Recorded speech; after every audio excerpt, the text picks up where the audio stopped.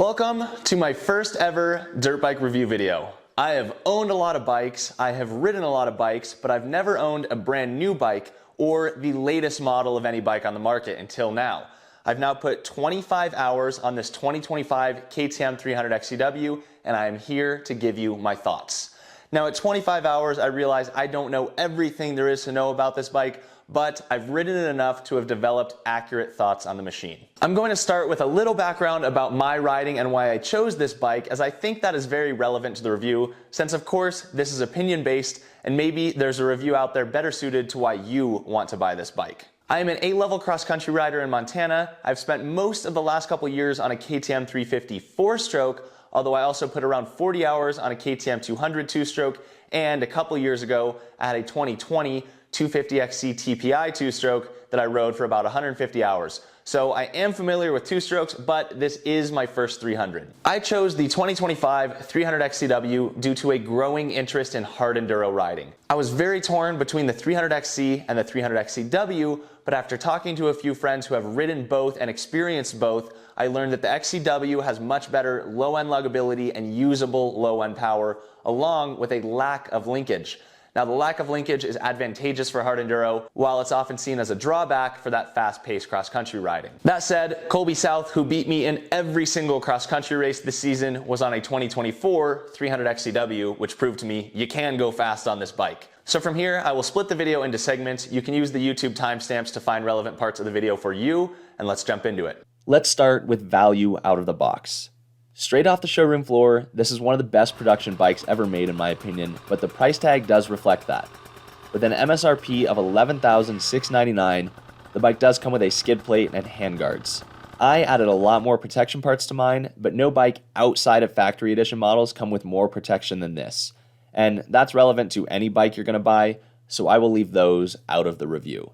As for other changes I would make on day one rolling this out of the showroom, I would add a radiator fan, which these bikes really should come with. Even on fast terrain, I notice my bike likes to hover at 200 degrees and the fan will kick on. I rode a couple days with my buddy Tell, who has the exact same bike, and he was overheating in technical terrain without a fan. If you plan to ride tech, factor in another $250 for a fan. One thing I disliked about the new bike that cost me $120 to remedy was the combined start-stop switch. Great idea by KTM, it saves space on the bars and makes a lot of sense, but it was poorly executed. The buttons are physically hard to press, and I bought a split start-stop switch from Enduro Engineering that solved that problem. This one might be nitpicky, but when you're spending almost $12,000 on a bike, I think you deserve to be. I also think gearing was the most significant change I made to this bike. They come geared 1345, and even for faster riding, I found I prefer the bike geared down. The torque becomes much more usable in higher RPMs, and the engine is powerful enough that even gearing it down, it really doesn't require much more shifting. I found after gearing down to 1248, I generally just ride a gear higher than I did before, but every gear feels more usable. So other than those notes, I think you get what you pay for. Like them or not, KTMs are known to have the best hydraulic clutch, the best brakes, and the most advanced two-stroke engines on the market. No vibration, fuel injection, electric start. You're going to pay a premium for a premium bike. The stock suspension on this bike is incredible and does what it is intended to do very well. I'd say plan on spending at least $500 when you buy the bike on additional parts if you want to get the most out of it. Now let's talk hard enduro. I noted that was my primary factor in choosing this bike, and I've been very happy with it. The low-end lug of this dirt bike is unlike anything I've ever ridden. It will pull and continue to pull up nasty terrain at such low RPMs with no wheel spin. Truly the most impressive and versatile bottom end power I have ever had on a dirt bike. The ability to lift the front wheel, pivot, and place this bike where you want it at low RPMs is incredibly easy. This bike has made trails that were once highly technical for me generally pretty easy. While I have improved as a rider, this bike makes hard enduro terrain more fun than I've ever had riding hard enduro. Instead of getting beat up and bounced around, this bike makes me find some sort of flow through rocky, rooty, steep terrain that was once a struggle fest. One thing I do not love about the bike doesn't happen that often, but when it does, it is frustrating. While spending so much time lugging with low RPM, this bike has a tendency to load up.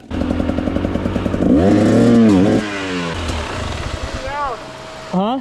I was gonna say, I'm getting some bog there. Yeah, you're loaded up. You're really loaded up.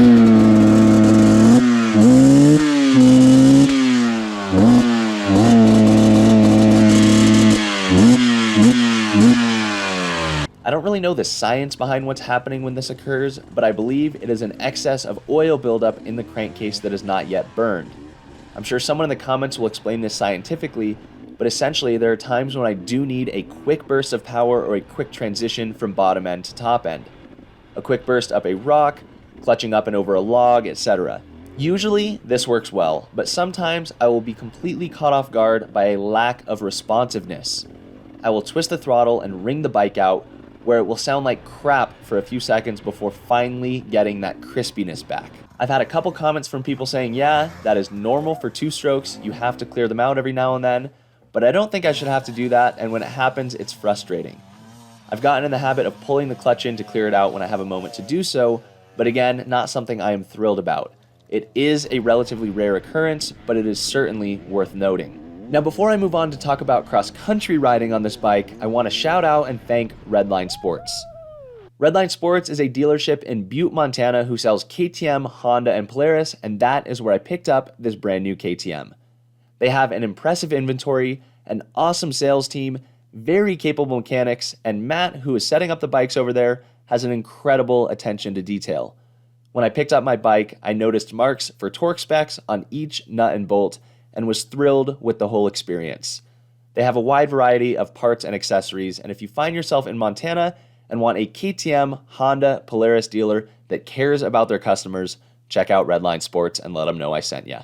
Now, moving on from the hard enduro specific discussion, let's talk cross country. I'm finally starting to get comfortable going fast on this bike, but it took me some time. That's of course to be expected after spending so much time on a 4-stroke, but I will say this chassis feels a little unsettled going fast if you're high in the RPMs. It is amazing how quick you can ride this bike in the low to mid range where the whole chassis feels smooth, but I will say I've had some surprising bounces going fast when on the pipe. I don't love the mid-range power on this bike. The low end is incredible, the top end is crisp, and with this electronic power valve, the transition from low end to top end can be almost instantaneous. But if you're a rider who likes riding in the mid-range of a 2-stroke, this bike feels like it could be more crisp. I generally just end up upshifting and lugging it a bit more, and then clutching it into that power band when I need it. As for the power band, this bike couldn't be more smooth. I see that as a pro and a con. If you're looking for a bike that's easy to ride, responsive, but primarily smooth, the XCW is for you. There's virtually no hit moving into the top end. It's a smooth, crisp acceleration, and this bike does pull when you're in the RPMs. I've done some hill climbs on this bike and have been very impressed with how it'll yank itself up hills in 3rd and 4th gear. I will say the lack of a hit leaves a little bit to be desired just in terms of fun factor. But that was part of the decision-making process between the XC and the XCW. Even riding an old YZ250 a few weeks ago, the power of that bike is so raw and aggressive that getting on the pipe on the YZ is arguably more fun. But this 300 is so smooth and makes it so easy that I bet I'm quite a bit faster on the 300 without even realizing it. I'm also a little biased because I still prefer a 4-stroke when going fast, but I think if I wanted a 2-stroke with a primary focus of XC riding, I would have probably gone with the XC over the XCW. But with a higher focus on really technical riding and bringing this thing out to shred the fast stuff here and there, it certainly does the job and it is a whole lot of fun. Now I want to talk about one more area where I have not been super impressed: fuel economy. This bike gets much worse gas mileage than the previous generation TPIs. I could go 60 miles on my TPI tank, and 45 miles is pushing it on this bike. We fairly regularly ride more than 45 miles in a day, and that is an issue. Big tanks are an option, but the 23 plus fuel pump design is silly, and people have found that their bike runs out of gas before it's actually out of gas, since the fuel pump has no pickup low in the tank. IMS has a cool new solution for this where you can utilize the previous generation fuel pump, but between tank and pump, that's a $700 solution. Again, one area where KTM seemed to take a step back, which is a little bit annoying. Now, would I buy this 2025 KTM 300 XCW again? Yes, I would. Once again, I think this is the best hard enduro bike on the market. Low-end power is second to none, and I'm having more fun riding hard enduro than I ever imagined. That said, I'm fortunate to be in a place where I do not have to have one bike to do it all. While this bike does well with XC, purely based on fun factor, I intend to get another KTM 350 XCF because that's simply what I enjoy the most on the real fast stuff. I've always said I think the 350 XCF is the best do-it-all bike on the market, as I would take that bike on anything, from hard enduro to a motocross track or the dunes. This 300 XCW excels at hard enduro, but I would not say it is the absolute best choice for any other discipline, despite still being good. Of course, this all depends on your goals. I think this 300 XCW is the most enjoyable bike to ride slow. What I mean here is the power is so smooth and playful that I find myself just frolicking through the woods on this thing and having a great time doing it. My last 350 demanded to be ridden fast to be enjoyable. For someone looking for a smooth, capable bike to ride in the mountains as fast or as slow as you want to ride, this is a phenomenal choice that makes obstacles easier than they will be on any other dirt bike. For a race bike outside of hard enduro racing, I think I would be looking at the 300XC or the 350 XCF. So those are my initial thoughts on this bike after 25 hours of ride time. Being my first review video, let me know what you thought, let me know if you have any questions, and if you would have liked me to go more in-depth on anything else about this bike. I do intend to do a longer term review video at say 100 plus hours where I talk more in depth about my experience with this bike. Note, if you would like to see all of the changes and upgrades I've made to this bike already, there are videos on my YouTube channel showcasing all of that. I do actually have quite a few more upgrades planned on this bike. While this thing is incredible out of the box and can take me anywhere, there are quite a few aftermarket solutions to make this engine even better. And as someone who likes to build dirt bikes, I'm simply fascinated by the prospect of making a bike even better than it comes in stock form. So of course, I will be following up with more videos of the future changes I make to this bike and what I think of those changes, but I felt it was very important to do this initial review video before making any performance upgrades to make this video as applicable as possible to someone who wants to buy one of these, roll it off the showroom floor, and go ride it. Links to Redline Sports and all of the other awesome companies that helped make this bike come together are down in the description below. If you use the Rocky Mountain link in the description, I earn a commission on your purchases, which helps support the channel. I also have some merch available on my website if you would like to support that way. Thank you guys for watching, and I'll see you with the next one.